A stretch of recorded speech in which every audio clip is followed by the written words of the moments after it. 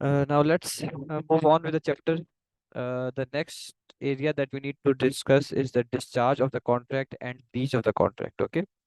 Now, what do you mean by discharge of the contract? Discharge of the contract means that the contract is going to end. So, how can you end a contract? So, there are different ways. First way is by doing the performance. There was a certain contract.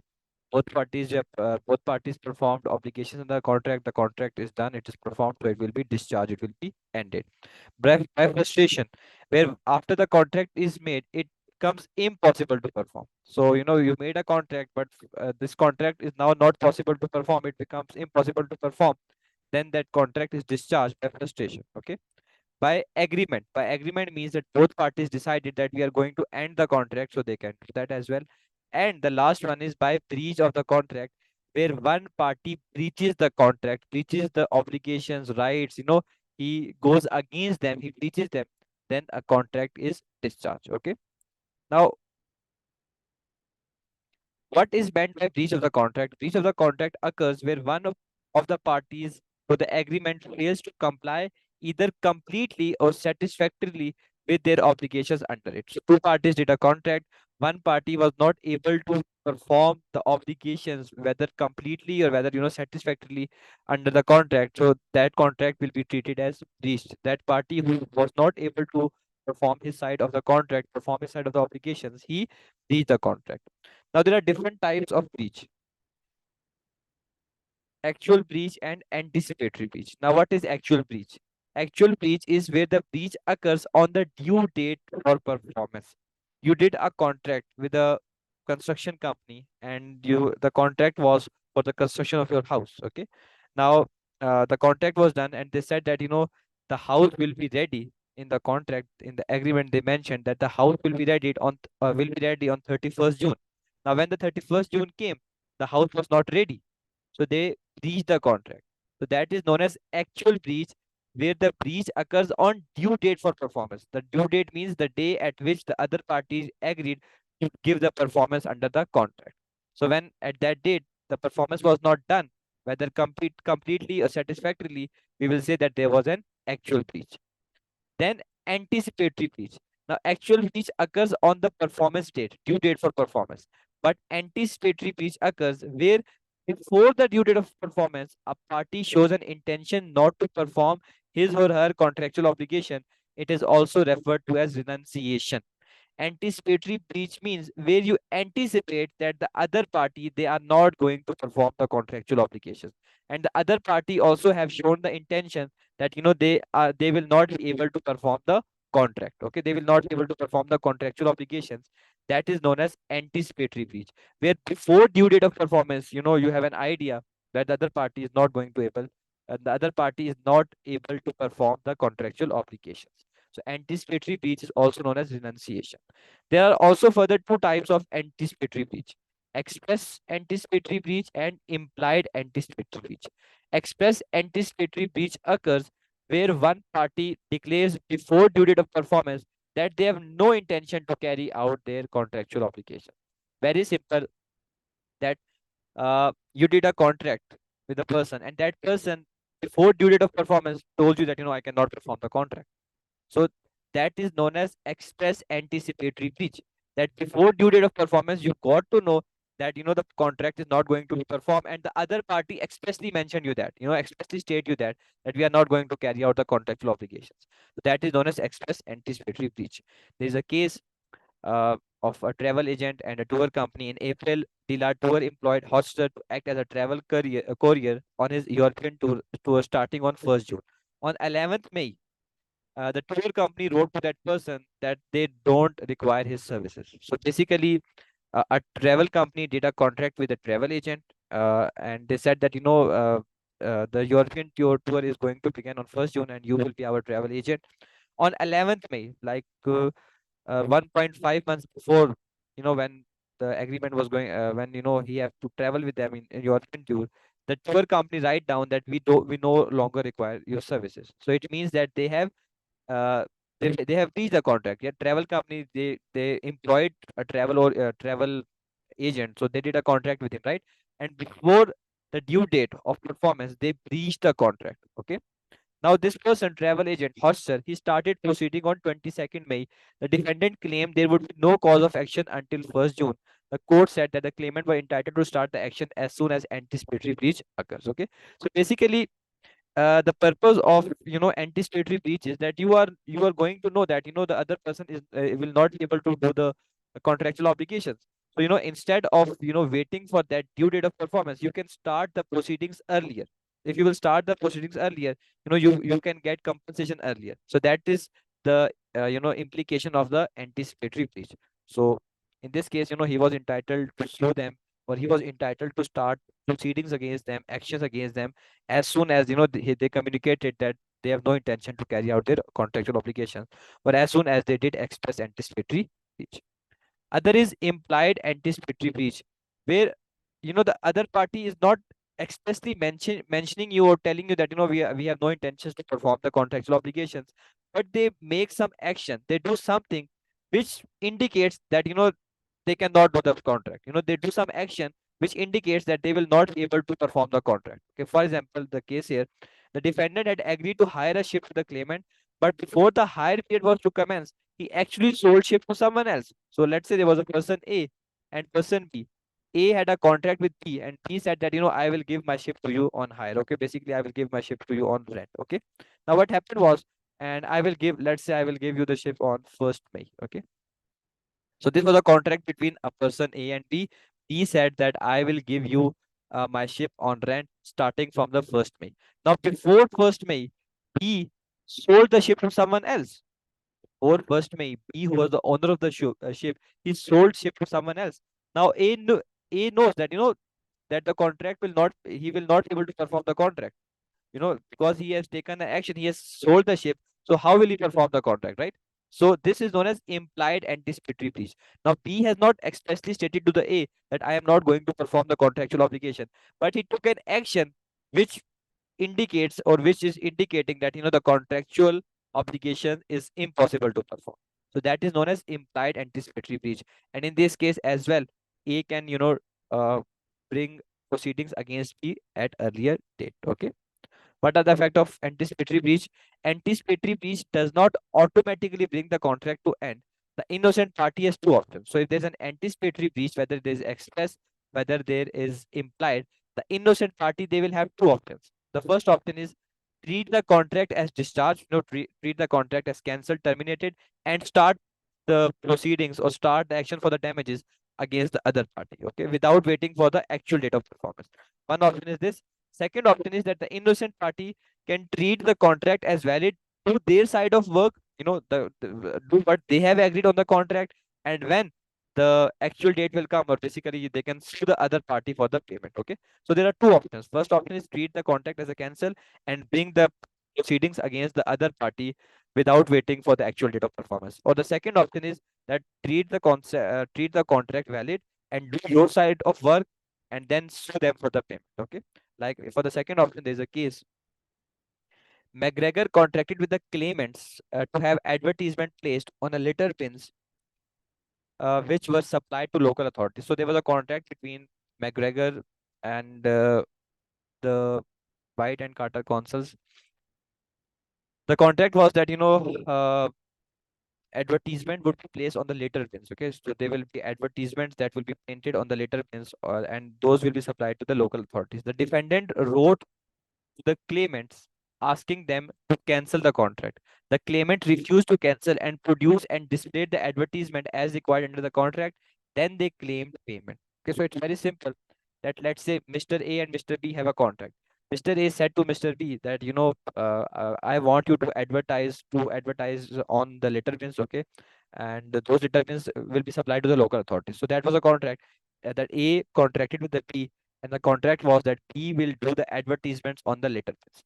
Now A, after a few days, he said that cancel the contract to Mr. B. Mr. B said, no, I will not cancel the contract. I will do my side of the work. That was the advertisement of the litter pins. He did that, and afterwards he sued A for the payment. He claimed the payment that they agreed under the contract, and he could do that, right? The claimants were not obliged to accept defendant's reputation. The claimant means Mr. B, who were going to paint the advertisements on the litter bin. they are not obliged, that, okay, you are asking us to cancel the contract, we will cancel it. No, they are not obliged to do that. They did their side of the work and claim what was agreed originally from the other party. So you can do this as well. Okay. Now then, damages. Okay, damages is monetary compensation. Damages is monetary compensation, and damages is, the common law remedy. Damages are common law remedy. They are available as of right for breach of the contract. So under the common law, if some party breaches the contract, then he is entitled to pay the innocent party damages. Okay. Now damages are financial or monetary compensation. Damages are intended to be compensatory, not punitive. Punitive means punishing. So this point you need to understand that the purpose of the damage is not to punish the party who has breached the contract. Purpose of the damage is to compensate the innocent party. Purpose of the damages is to compensate the innocent party, so the innocent party get his compensation. Okay. The purpose is not that, we are going to penalize the the party who has breached the contract. No, the purpose of damages is to compensate the innocent party. Now, liquidated damages and penalty clause. Now, liquidated damages means genuine pre-estimate of loss. Genuine pre-estimate of loss. Okay. Let's say, for example, two parties, they did a contract, and in the contract they mentioned that if something happens, if let's say one party breaches the contract, they will pay us this amount of damages. Okay. They have agreed that. Now those damages can be either classified as liquidated damages clause or as a penalty clause. There is a contract done between two parties, and in the contract it was mentioned, there was a clause that if a party will breach the contract, he will be entitled to he will pay the innocent party this much amount of the damages. Okay. Now this damages, that is the clause of the damages that is mentioned in the contract, it can be either liquidated damages or a penalty clause. Now what does this mean? Liquidated damages are genuine pre-estimate of expected loss. The amount stated is the amount of damages claimable. The clause is enforceable by the court. So the damages that were decided in a contract, if they are liquidated damages, which means they are the genuine pre-estimate, they are reflecting the genuine estimate of the loss, then those damages are known as liquidated damages, and liquidated damages are enforceable by the court, which means the court can ask the other party to pay the innocent party this much amount of the damages. Okay. So liquidated damages means that they are showing a genuine pre-estimate. But the clause that you mentioned in the contract regarding the damages, it was way too much. It was not a genuine estimate of the expected loss. It was way too much. Then it will be known as penalty clause, and penalty clause is not enforceable. Okay. Now let's read the case here. The claimant supplied the defendant with the tires under the contract which imposes a minimum retail price. Now, when a certain company or industry who are manufacturing the tires, there is a certain minimum retail price of, the product of the company. They set as minimum retail price. Obviously, they have to be competitive, right? Now, similarly, there was a contract in which the claimant supplied the defendant with the tires under the contract which imposed a minimum retail price. The contract provided that defendant had to pay the claimant £5 for every tire they sold in breach of the price agreement. Okay. So there was a tire company. Obviously, they did a contract with some garage business. And in the contract, they mentioned that, uh, the minimum price that you should charge for the tire is, there's a certain minimum price that you will charge for the tire. Okay. Let's say the price was, let's say, £15, for example, let's say. Okay. So the tire company, they did an agreement, they did a contract with the garage. When the garage, they purchased the tires from the tire company, they said that, uh, obviously in the market is a competition. So the minimum price that you should sell our tire for should be £15. You should not sell it for less than that. Okay. So now what happened was that the garage owners or the garage business, they sold the tire for less than this amount. And in the contract, there was a clause mentioned where the tire company said that if you will breach this agreement, if you will breach this contract, you have to pay us £5 per tire as the damages. Okay. Now, exactly this happened. The garage company sold the tire for less than the price that was agreed. And then the decision here for the court was to make the decision here for the court was that, whether this £5 per tire is a liquidated damages, whether it is a genuine pre-estimate, or is it penalty clause way too much. And what happened was the court said that the provision was a genuine attempt to fix damages and was not a penalty. It was therefore enforceable, right? £5 per tire damages is a genuine estimate of the loss, because every company, they have a minimum price set. Obviously, due to the competition in the market, they don't want someone to sell their tires for less than that. So £5 per tire is a genuine pre-estimate of the loss. So that clause of £5 per tire at the time of the breach is a liquidated damages, and they are enforceable. So garage company have to pay them.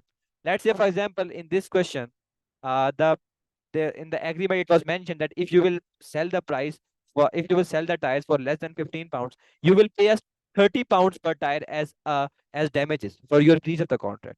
Now this £30 is way too much. It is not a genuine pre-estimate. It is penalty, and penalty is not enforceable. Okay. If a clause was not considered to be a genuine pre-estimate of the expected loss, then it was deemed penalty clause and therefore not enforceable. The new penalty clause test says, okay, which imposes a detriment which is all out of the proportion to the legitimate interest of the innocent party. If so, it will be penal and therefore unenforceable.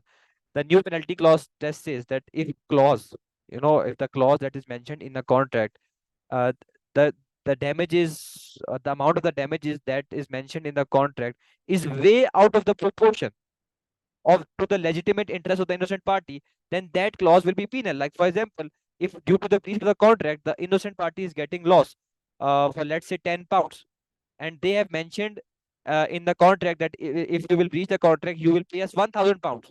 They are getting the loss of £10, and the damages that they have mentioned, the damages clause that they have mentioned in the contract is of £1,000. Then it is way too much, right? So this will be considered as penal and therefore unenforceable. So liquidated damages will be considered as enforceable because they are genuine pre-estimate of the loss, and the penalty clause is not enforceable. I will repeat this again, that in a contract, basically when two parties do a contract, there is a clause mentioned in which they will specify that if one of the party breaches the contract, they are entitled to pay damages of this much amount. Okay. Now those damages can be either liquidated damages or penalty clause. If those damages that are mentioned in the contract are genuine pre-estimate of the loss, they will be known as liquidated damages and they are enforceable. And if they are way too out of the proportion, or if they are way too much, then they will be considered, they are not genuine pre-estimate, they will be considered as penalty clause and they are not enforceable. Okay. Now, assessment of unliquidated damages. Okay, unliquidated damages means that liquidated damages means that you have already decided, right? You have pre-decided that if breaches happen, this will be damages. Unliquidated damages means not decided. Okay, in the contract, it was not decided that if one of the party will breach the contract, what will be the damages other party have to pay? What will be the damages that innocent party is entitled to get? So if it is not decided, then the court will interfere in deciding what damages should be. Okay. So unliquidated damages means the damages that were not decided in the contract. Okay. Now court will now decide what the damages should be.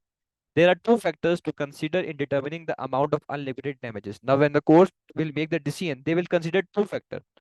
First thing is remoteness of loss. Remoteness of loss means how remote a loss was. And second one is measure of damages, that how much are those losses worth it? What amount of the damages should be. So court will consider two things, very important two factors: remoteness of loss and measure of the damages. Remoteness of loss means was the loss due to the direct consequences of action or not? Okay, was the loss, I will write down here, the court will see, was the loss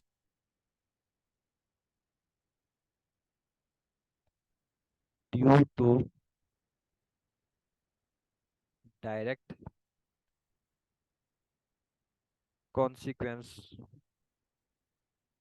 of action. Okay, I will just give you an example. Like for example, just a general example. Let's say that a person was walking on roadside. Okay, a person was walking and a car hit him. A person was walking, a car hit him, and the person, uh, his leg got fractured. Now he's not able to walk, and he's admitted to the hospital for 1 month. Now the car driver, he made a mistake, right? He made a mistake. He committed a wrong, and now he is entitled to pay uh, the the pedestrian to whom he hit the car damages, right? Now the thing is, what damages he should pay? The first thing is, because of him, his leg got fractured. So his leg got fractured and he was admitted in hospital, so all the hospital expenses should be paid by the person, who hit him, right? Why? Because this loss occur due to his direct consequence of the action, right? Because due to him hitting him, due to the car driver hitting the man the man's leg got fractured, and because of that, he had to get admitted into the hospital, and he have to pay expenses, right? So the person who hit him is responsible for paying him all the damages regarding his checkup, right, regarding his expenses in the hospital, because that loss is not remote loss. Now what is remote loss? Remote loss basically means that, let's say, that person who got hit, he said that, oh, because of you, you got because of you, I got hit, and my leg is fractured. I have to bear hospital expenses, and I will not be able to go to my job as well. And if I am not able to go to my job, I will lose my salary as well. I have to pay the debts to someone, and because of you, I will not be able to work. I was also working part time in some place else, and I am getting. He will explain to you. He will say that, because of you, I have got so many losses. Not all those losses are not remote losses. All those losses, the thing is, the court will say that damages will only be recovered for not to remote loss. Remote loss means that is not because of the direct result of an action of someone. Okay, that is not a direct result. So basically, you will only get the loss. You will only get the damages. You will only recover the damages for loss that is not too remote. Not too remote means the one which arises because of the direct consequence of any action. Okay, the other ones are too remote, and too remote losses are not recoverable. Okay, a loss is not too remote if it arises naturally from the breach. Okay, naturally means because of the direct consequences. It may reasonably be supposed be within the contemplation of the parties at the time they made the contract as a probable result of the breach, special damages, or abnormal loss. A very interesting point. A loss is not too remote when it arises naturally from the breach. Because of your breach, that party got that loss. Okay, direct loss that is not too remote and it is recoverable. And any loss which was in back of the mind of the party, that if I will do this, the other party can suffer this loss as well. Any loss that was in contemplation of the party, that, let's say, for example, if I will do that, the other party can suffer this thing as well. So if this was in contemplation of the one of the party, then that loss will also be considered as not too remote, because the other party knew that, the one party know that innocent party can suffer this thing as well because of my breach. Okay, so that loss is also considered as not too remote, and not too remote losses are recoverable. Okay, remote losses are not recoverable. Okay, now let's understand this concept with these two examples, these two cases. Hadley versus Baxendale. C owned a mill. One of the mill parts had broken, and C made a contract with D for transport of the old part to London as a pattern for making a replacement. So C, he owned a mill, and a part of the mill got broken, and C made a contract with D and asked him to transport the part to the location. Okay, now D was responsible for delay in delivering the part. As a result, the mill was closed for longer duration than would have been necessary if there had been no delay. C claimed for loss of the profit during the period of the delay. Very simple case, that C was a mill owner. One of the parts of the mill got broke. C made a contract with D that transport this part for the transport of the part that was broken, to get a new part. Now D was uh, now they did an agreement, they did a contract, but D, he delivered the part late. D was responsible for delay in delivering the part. Like, for example, D promised that he will deliver the part within 7 days, but he delivered the part after 14 days. He was 1 week late. So what happened was that the mill owner claimed for loss of the profits during the period of the delay. He said that, because of your breach of the contract, my profits were lost. I was not able to run the mill because I have not that part. Because of that part, The machine was inoperable, and I could not, uh, I could not, do the work. The mill was not operable, it was not operational, and I lost the profits. Okay, so he claimed for that. Now, what did the judge said? Now, understand this. He did not know that mill was inoperable without the part, and whilst he was directly responsible for delay itself, the stoppage was not a natural consequence of the delay in transportation. She would have had spare part and did not alert D to the fact that mill would be inoperable until the new part was made. Accordingly, D was not liable for the loss of the profit. Very interesting thing. The judge said that the D who was responsible for delivering the part, yes, he made a mistake. He delivered late. But the thing is that the damages that you are claiming, they are too remote damages. Why? Because those damages were not, the thing is that uh, those damages were not due to the delay. Those damages were not due to the delay. What is the reason that judge gave? The judge gave the reason that judge gave was that C did not alert D. It was not in the contemplation of the D that if I will bring the part late, the mill will remain closed, it will remain inoperable, and other party can get losses because of the stoppage of the mill. D did was not aware of that, so it was not in is in contemplation, right? And C also did not alert him that I want it early, I want the part early, because without that part, mill will be inoperable. And other thing that the judge said, that if you didn't communicate that with D, then D would have assumed that okay, this is a one part of the mill, right? It is not a one major part, one important part, or some significant part of the mill. It was just one part. So he may assume that he used that C had a spare part, and he would have used that during during this time.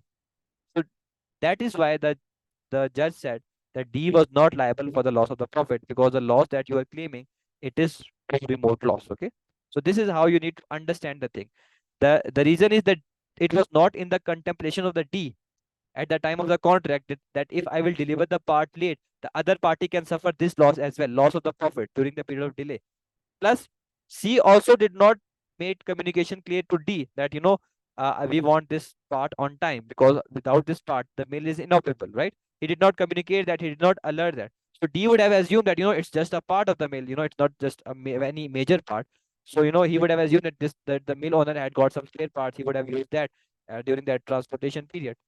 So he could not, the C mill owner cannot claim this loss, okay, because this loss is a remote loss. Another important case: a laundry required a new boiler to enlarge its plant. There was a delay in the delivery of the boiler, and as a result, the laundry lost a normal profit from delay in bringing the new part and extra large profit on certain government contracts. Now, boiler is an important part of a laundry system. Without a boiler, a laundry system cannot operate. So it was an important part. So again, there was a laundry who made a contract with the Newman Industries, and regarding they needed a new boiler for their laundry, and the industries, they delivered the boiler late, and because of that, the laundry owner, they claimed two losses: normal trading loss, normal profit because of the delay, plus extra large profit on the certain government contracts. There were they were in the negotiations regarding some certain government contracts, and because of the delay, they were not able to perform those certain government contracts, and because of that, they lost the profit. So basically, look, they needed a new boiler. They made a contract with their Newman Industry. The Newman Industry, they delivered the boiler late, and because of that, they suffered two losses. They claimed for these two losses: normal daily loss because of the delay, plus they were doing some certain government contracts as well. And because there was no boiler, it was delivered late. They were not able to uh, perform the duties on the time, perform the obligation on the time. So they lost that profit on the contracts as well. So they claimed for both. Now, what did the judge said? The boiler manufacturer was liable for the loss of normal profits. you know uh, the Newman Industries, the boiler manufacturers, they are liable for the loss of normal profits. Why? Because they knew that the boiler is essential to the operation of the plant, and therefore it was in their contemplation that if we will deliver the boiler late, that part, the laundry, they can suffer their daily, they can suffer uh, cause of closure of the laundry. and they could lose their profits. So that was in the contemplation of the boiler manufacturer, that were Newman Industries. But the boiler manufacturer are not responsible for this second loss. Why? Because they had no information regarding that. It was not in their contemplation. Okay. If let's say it was in their contemplation, if they knew that if we will deliver the boiler late, and then the Victoria Laundry can suffer this loss as well on the certain government contract because of our late delivery, then they would be liable for that. But because in this case they did not knew, it was not in their contemplation, so the loss will be considered as too remote loss, and they could not recover that. Okay.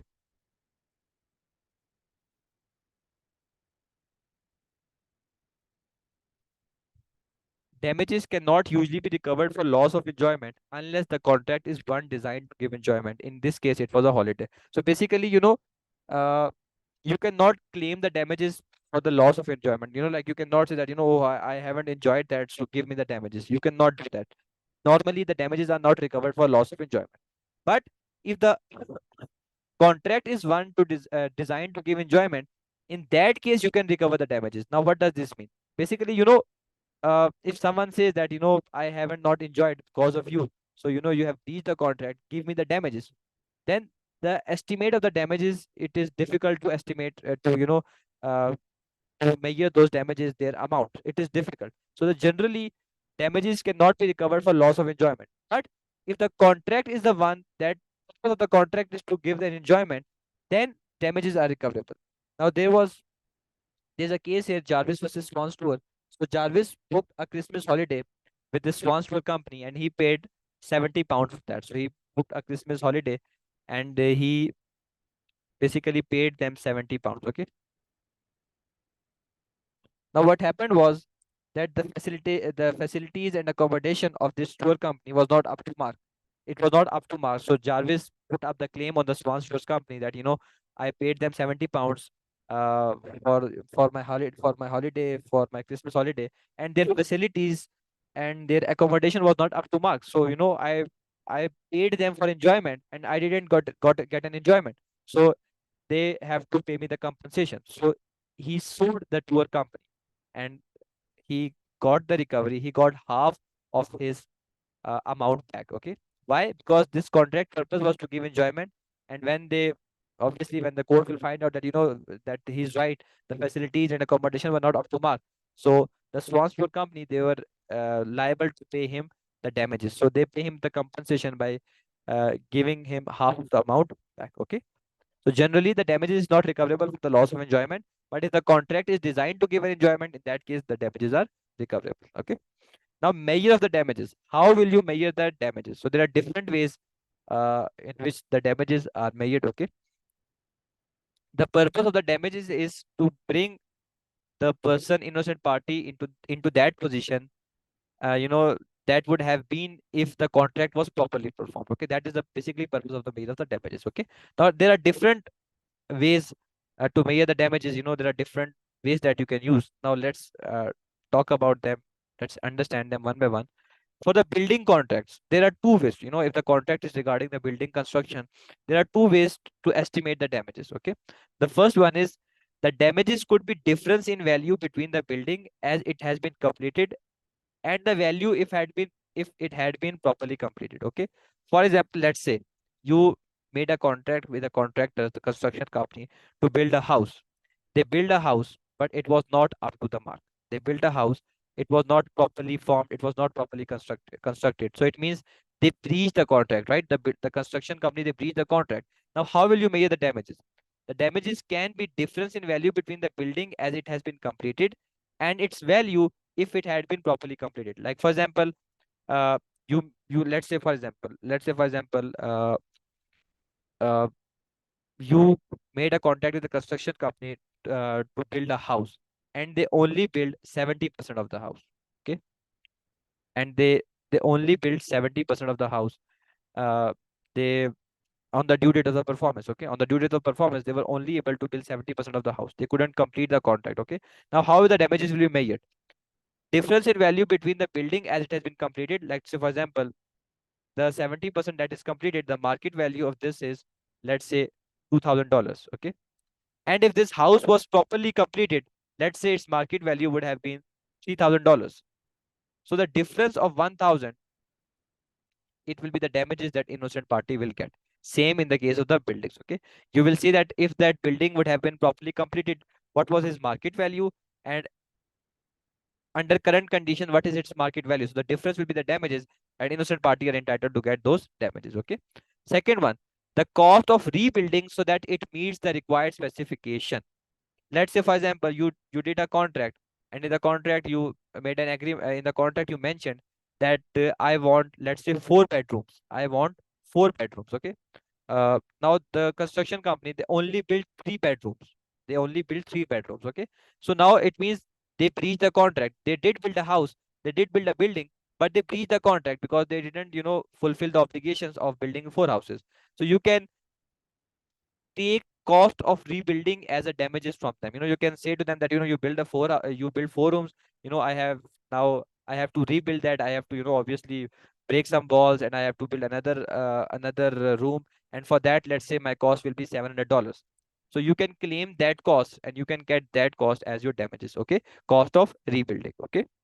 The usual measure of such damages is the cost of repairing the faulty work, known as cost of cure. So basically, cost of cure is what damages you can get. However, now there's an exception. This may not be the case where cost of remedying the defects are disproportionate to the difference in value between what was supplied and what was ordered. A very important point that you will understand from this case, a very important case.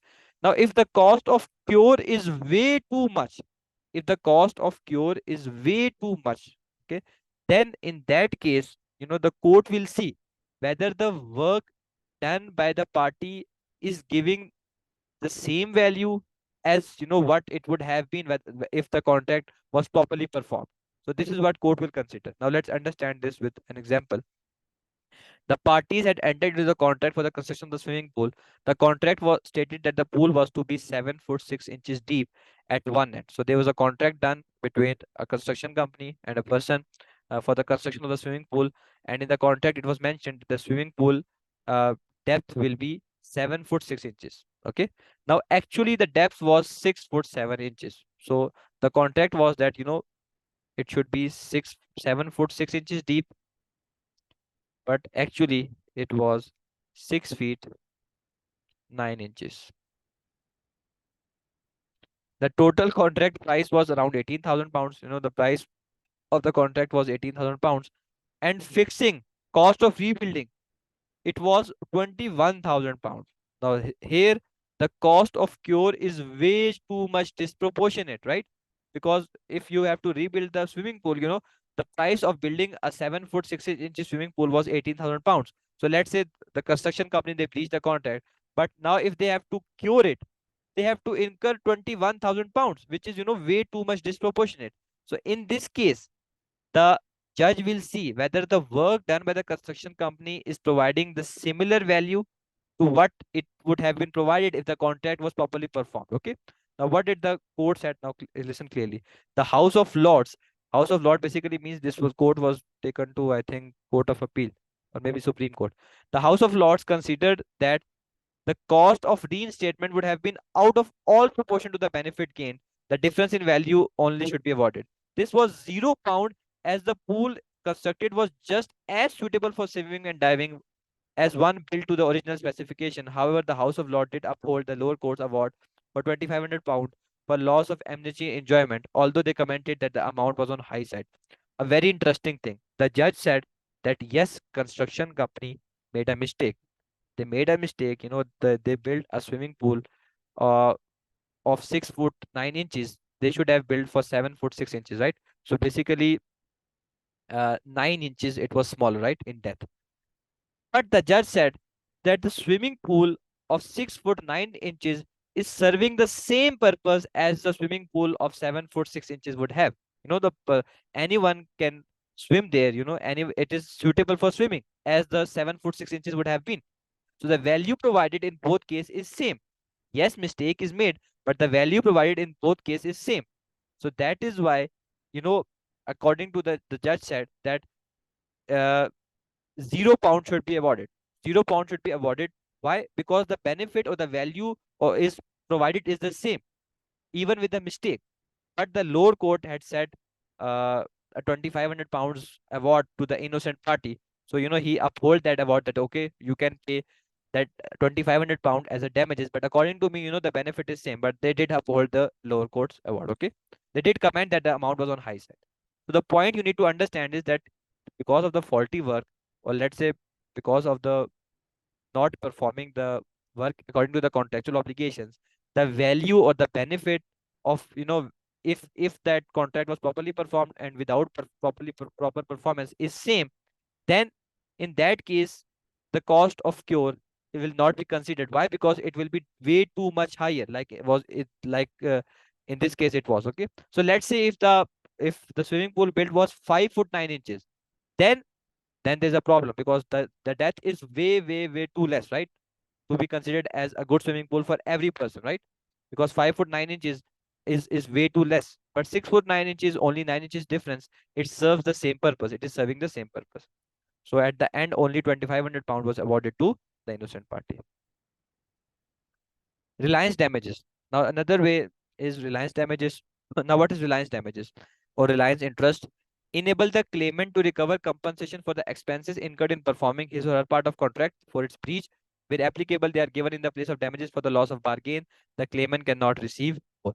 So basically, reliance damages means that if one party relies on the contract, and because of the reliance on the contract, they incurred some expenses, and the other party breached the contract, then the innocent party are entitled to get all their expenses back. Like, for example, there's a case here. R was engaged to play the leading role in a TV play. The claimants incurred expenses in preparation for the film. R repudiated the contract. Angela could not find a suitable replacement and had to abandon the project. Angela could recover the whole of their wasted expenditure from R. Now, the thing is, in this case, there was an actor, Reed. He did a contract to, he will play the leading role in a TV play of the Angelina TV Limited. Now, uh, obviously the Angelina TV Limited, they incurred all the expenses for the preparation of that TV play. But the Reed, the actor, he breached the contract. He said that I am not going to uh, play for you. I am not going to play for you. Now, what did the judge said? The judge said that, all the expenses that Angelina TV Limited incurred, with regard to this project, Reed will have to repay them everything. Okay, so this is known as reliance damages. That because if reliance damages is basically that you relied on the contract, and because of that reliance, you have incurred the expenses, then all the expenses, all the wasted expenditure will be recovered. So Angelina TV Limited got all the expenditure that they incur in respect to that project. The second one is expectation interest. Expectation interest basically means that what did the party expected from the contract? Okay, what did the party expected from the contract? You have to pay them that damages. Like, for example, I will give you just a basic example. I did a contract. Okay, for example, let's say Mr. A did a contract with Mr. B for for pen, for selling of the pen. A contracted with B that I will sell my pen to you for, let's say, $10. Okay. Now B refused. B breached the contract. After the contract was made, he said that, I will not buy a pen from you. Now you did what? You go to the market, you sell the pen for $7, and you claim other $3 from other party. That is known as expectation interest. What you expected from the performance of the contract. You expected that you will get $10, right? So you sell the pen somewhere else, and the difference you will get from the party who breached the contract. That is known as expectation interest. That when you relied on the contract, what were your expectations to get out from the contract? Okay, you can get that as your damages. Now, in this case, Engineer TV Limited, you cannot identify the expectations. Like, if he was now the Engineer TV Limited, they were going to prepare, they are going to start a project, a proper TV drama, right? TV drama. Now they don't know what they will get out of that TV drama. How much that TV drama they will earn from that. Okay, how much money they can earn from that. They don't know the amount. So in that case, expectation interest does not work. Reliance interest works. That, because of their reliance on the project, whatever reliance on the contract, whatever expenses they have incurred in performing their part of the contract, they are entitled to get those expenses back from the party who breached the contract. Further points. Okay, if there is no actual loss, the claimant can recover only nominal damages. If because of the breach of the other party, you haven't suffered any losses. Okay, if because of the breach of someone, the innocent party didn't suffer any losses, still they are entitled to get something as the nominal damages. Okay. Okay. So let's say, for example, there was a contract between A and B. He breached the contract, but A didn't suffer any, financial losses from that. But still they can, recover some nominal damages from. The claimants must take reasonable steps to mitigate their loss. A very important point. The court says that, let's say, one party breached the contract, but if you are getting some other option to reduce your loss, then you have to go for that option as well. If you don't, then you will not get the damages. Now let's understand this point with this example. Race was employed by a partnership for a fixed period of 2 years, but only after 5 months the partnership was dissolved, thereby prematurely terminating the contract of employment. He was offered identical employment with a reconstituted partnership, which was immediately formed to replace the previous one. He refused the offer and sued for the wages he would have earned had this job continued for agreed due period. So Race was employed in a partnership, and the partnership duration was 2 years. After 5 months, the partnership got dissolved. Okay, it was shut down, and uh, then a new partnership was formed, and Brace was offered identical employment in that. But Brace, thought himself to be very intelligent. He said that, no, I don't want this identical employment. You did the partnership. He said to the partnership, you did a contract for 2 years, and I did a contract with you for 2 years, and after 5 months, the partnership is shut down. You have to pay me the remaining salary for 19 months. He claimed for that salary, but and he refused the identical employment offer. What did the court said? Reyes had not mitigated the losses suffered by his employer's breach of the contract, thus he could recover nominal damages only. So basically, the court said you were given an option to reduce your loss, but you didn't reduce your loss. So you will not get any salary. You will only get some nominal damages. That's it. So the court, basically, the law says that if you have got an option to reduce your losses, go for that option. Try to reduce your loss as much as possible. And that option is also a reasonable one. Like, for example, in this case, he was not offered some, lower grade employment. He was offered identical employment with the same salary. And he have to do the same work, right? With a reconstituted or reformed partnership. But he refused that. So he refused to reduce his losses. So he's not entitled to get anything except for some nominal damages. Okay. Nominal damages means like basic damages. A notional deduction may be made to reflect taxation. So this is about that if you are getting your salary as damages. So should the salary be after tax or before tax? So uh, like in this situation, a civil engineer was awarded damages by a British Transport Commission in respect of a railway accident. The award included the amount of for loss of earnings. The question was whether the amount of the damages should be paid to the recipient gross or net of the deduction that would have been suffered by individual had they remained in employment. Okay, so it is very simple. There was a civil engineer. He worked in a British Transport Commission, and in a railway accident, there was an accident, and now he could not do anything more. He is now disabled, and he can't work more. So the railway commission, the British Transport Commission, they awarded him with all of his earnings. They awarded him, amount for the loss of the earnings, whatever he lost. Okay. Now the thing was whether he should be awarded net pay or gross pay, whether the damages should be gross pay or net pay. The court said that, if he would have been working under the contract of employment, like for example, if the contract was for 2 years, and if he was working, he would have got net pay, right?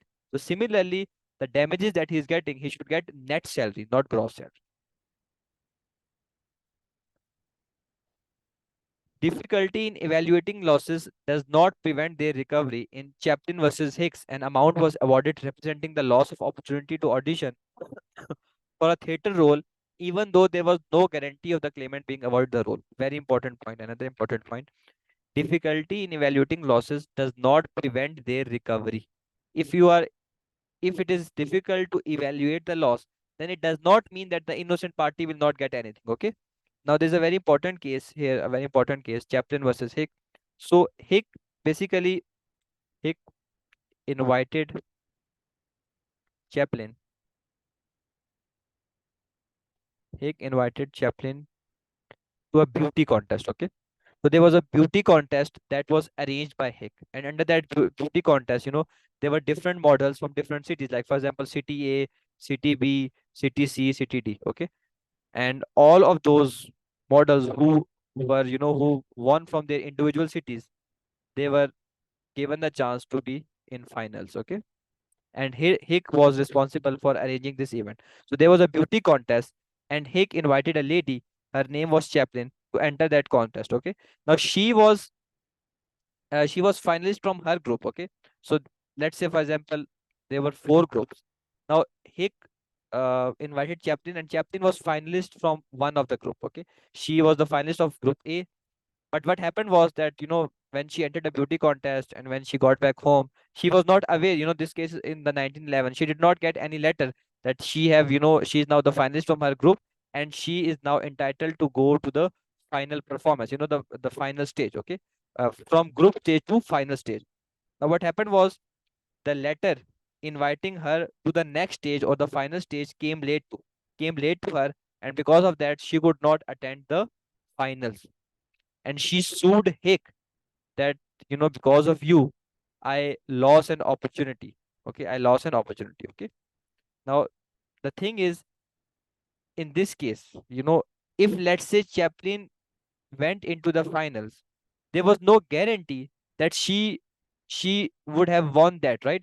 There was no guarantee that she would have won that final and she would have got a theater role. Basically, the winner of the contest was to be given the theater role. Okay, now try to understand this, that Hick invited Chaplin to a beauty contest.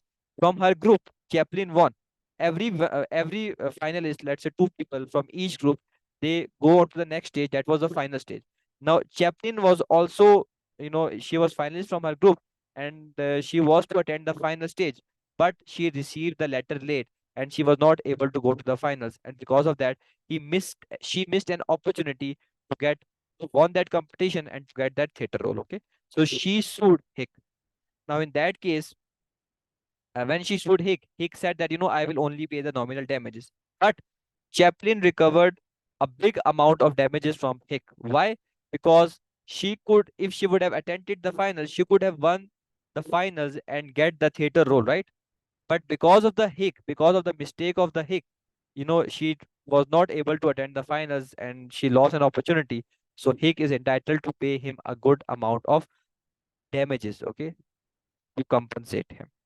So difficulty in evaluating losses does not prevent the recovery. In this case, it's very difficult to evaluate the loss, because let's say if Chaplin would have entered the finals, there was no guarantee that she would have won. But still, she lost an opportunity because of the breach of Hick. So she is entitled to get compensation. And the compensation is not the nominal one, it was of very significant one. Okay.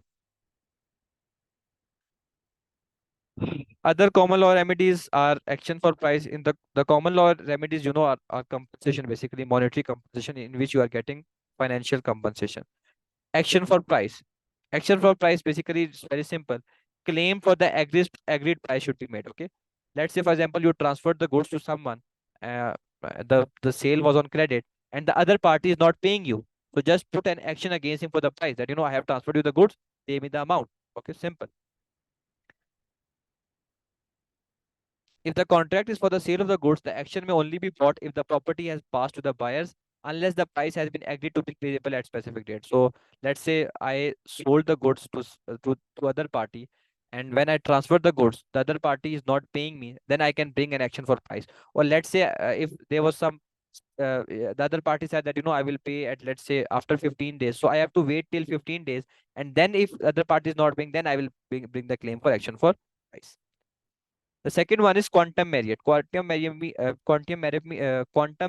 means, under this remedy, the value of the contractual work which has already been performed is measured, and that amount is paid to you. Okay. Let's say, for example, a construction company did a contract with Mr. A. Okay. When the construction company built 50% house, Mr. A breached the contract. He said that, I don't want my house now. Okay. I don't you want you to complete my house. Okay. I have not funds available to pay you. So I don't want you to complete the house. So in this case, quantum merit rule will apply. The court will say that, okay, 50% of the work was done by the contractors. Let's say the agreed price that Mr. B, or the one who was constructing the house, who had the agreement with the construction company to build for the construction of the house, the price they agreed was £1,000. Now the contractors only performed 50% of the contract, so the party, the guilty party, or the party who has breached the contract, they have to pay them £500 as the damages. Okay, that is quantum merit. In action for the price, you will transfer the goods, you will do all the stuff and claim for the price. Okay. Now comes the equitable remedies. In the common law remedies, we talked about that financial compensation is only solution. Financial compensation is only solution. But under the equity, there are some other remedies as well. Now, what are those remedies? First one is specific performance, second one is injunction, third one is rescission. Now, what is specific performance? Requires someone to perform their contractual obligations not available for personal service contracts. It enforces positive covenants within the contract. Specific performance means that the court will, or if one party is breaching the contract and perf- it is not performing his side of the contract, then the court will order that person to complete the task. That is specific performance. Okay. Like for example, there was a very unique item. There was a very rare antique item that I want. Let's say there was very a rare old. Let's say there was a very rare antique piece of let's say watch of let's say 1600 years 1650 500 years ago 600 years ago. There was an antique piece of watch, and I did a contract with someone to purchase that watch. Okay. Now that watch is rare. There's only one watch that exists in whole world. I did a contract with the person for purchasing that watch, and that person breached the contract. And he said that he breached the contract. He said I am ready to pay you damages. But in equitable remedy, the damages are not solution. You know, the person who did a contract to purchase that, he said that that watch is only one piece available in the whole world. No amount of money can compensate me. You have to pay me that. Then in that case, court will order specific performance. Court will enforce the other person to give him the watch. Okay. So the specific performance is basically done in the case where the the the, the things for which the contract is made, they are rare, they are unique, they are antique. Like for example, in the contracts of the land, specific performance is ordered. Like every land is unique, right? Every land is unique. So if I did a contract with someone for the purchase of the land, and the other party breaches the contract and say that I'm ready to pay you the compensation, that the compensation is not the solution. I want that land. So the court will say that give him the land, do the performance of the contract that you promised. Okay. So that is specific performance. It is not available for the personal service contracts, and for valid reason that if the contract is of personal service, then the disputes will be too much that it will not that you will not be able to perform the contract. Like Mr. A and Mr. B did a contract, and Mr. B is not performing the contract, and there's a very quarrel, big fight, dispute. Now, even if the court orders to do the specific performance, but it is not possible, right? Because the dispute is too much that those two cannot now engage with each other. Okay.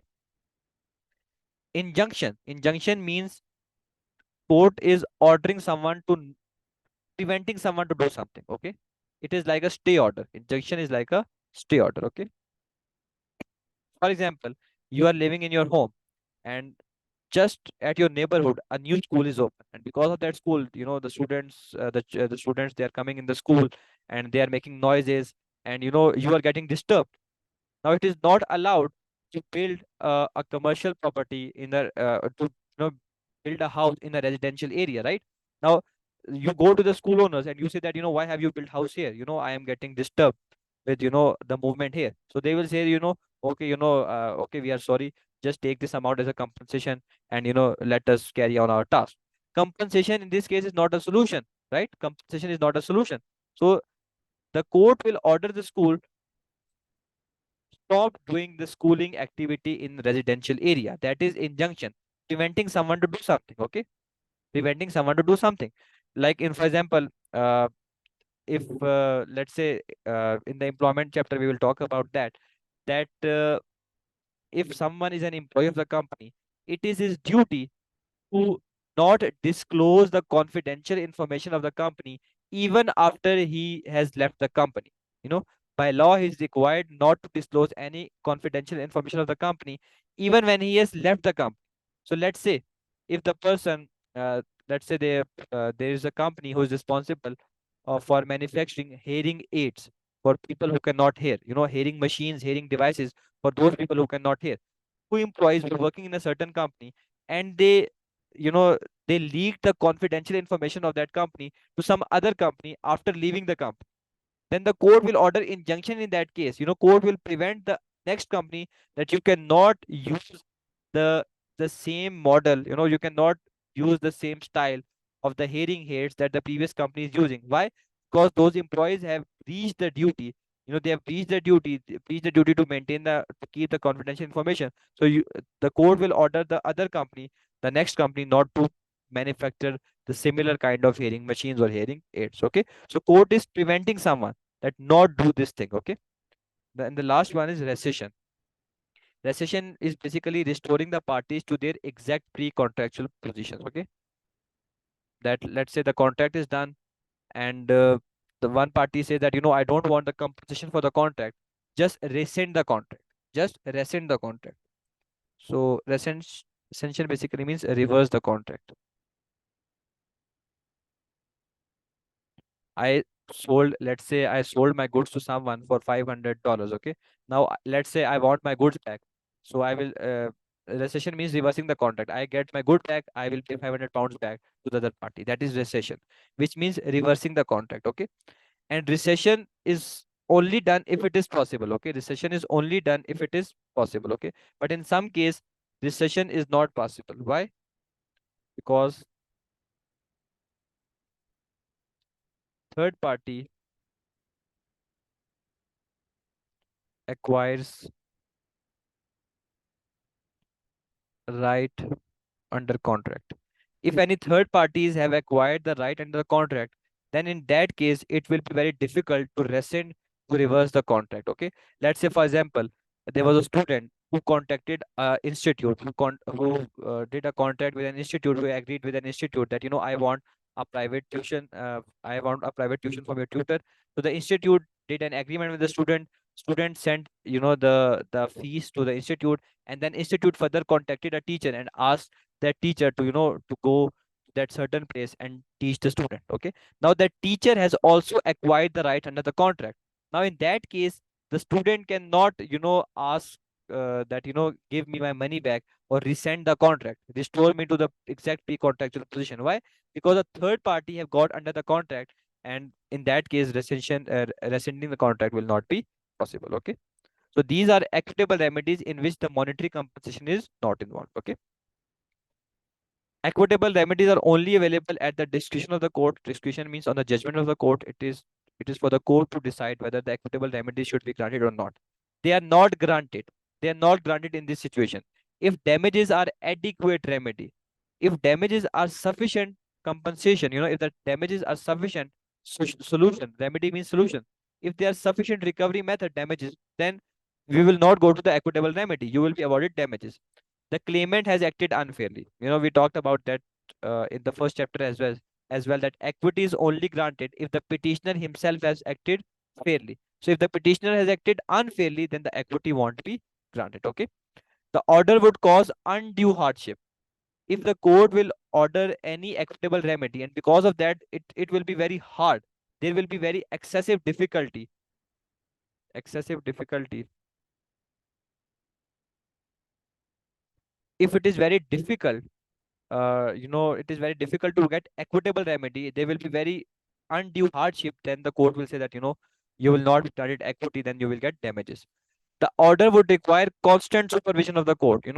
If court order, let's say, injunction, and court have to monitor everything, court have to monitor the things after every week, after every month. So it is not the court's job to do that, right? So if any order would require the supervision of the court, then in that case, the equitable remedy won't be granted. When there is an undue delay in seeking the remedy, you are coming late for getting an equitable remedy. Like, for example, after 1 year, 2 years, 3 years, after 8 months, 9 months, after the event is, when the event happens, you come to the court after 9 months to get an equitable remedy. So there's an undue delay. In that case, the court will not give you the remedy. Okay. The equitable remedy. Now there are two cases. Warner Brother Pictures versus Nelson. The film star Betty Davis, Miss Nelson, entered into a contract with the claimants whereby she agreed that she would not undertake other film work on any other occupation without claimants' written consent. So the production house Warner Brothers, they contracted with the female actor, and in the contract they mentioned that the female actor would not take any other film work or any other occupation without claimants' written consent. The claimant sought an injunction to restrain her from doing field work for other company in breach of his agreement. Now look, try to understand this thing. Let's say, for example, uh, if a certain actor is just playing a certain role, like for example, if a certain actor is playing, let's say Iron Man, Superman, okay, or Captain America role. Now the role, that role, similarly, there was a film star, the production house, when they did a contract with the film star, they ask her that you will not play any kind of the role which relates to the role that you are currently playing with us. Okay, you cannot play any kind of a role that you are currently playing with us. Okay, you will any kind of a similar role that you are currently you agreed to play with us. Okay, so that though that film star, she breached an agreement and she signed another film in which she was, you know, kind of playing the same similar kind of the role. Now the production house, they sued the film star. Now what did the court said? The injunction was granted. However, no injunction would be granted to prevent her engaging in other occupation, as this would force her to work for the claimants. Okay, the court said that you did an agreement that you are not going to perform any similar kind of the roles. The one if, you know, you cannot perform any similar kind of the roles as you are performing with the Warner Brothers. Okay, that was mentioned in your agreement. So you are the court ordered him not to sign the film in which the role was kind of similar. But the court also mentioned that you can engage in some other occupation as well, some other role as well, but not this one, or similar to this one that you have already signed with the Warner Brothers. So in this case, injunction was ordered. There was another case. The claimant, as a manager of the pop group, sought an injunction to restrain the group from breaching their contract by engaging another manager. As the group would have been unable to obtain an order of specific performance to compel the claimants to perform their personal services as managers, the claimant could not obtain an injunction against the defendant, as there was no mutuality between the parties. Okay, so the claimants basically was a manager of the pop group. They sought an injunction to restrain the group from breaching their contract by engaging another manager. So there was one manager who was managing a pop group, and the pop group, uh, they, you know, they began searching for another manager, and the current manager, he brought up the actions pop against the pop group.